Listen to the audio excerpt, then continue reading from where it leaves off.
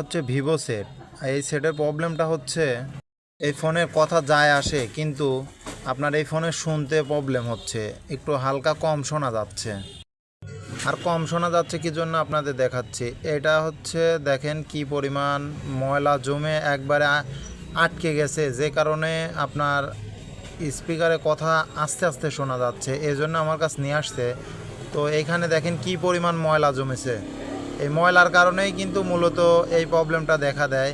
আর এই ময়লাটা পরিষ্কার করে দিলেই ইনশাল্লাহ ঠিক হয়ে যায়।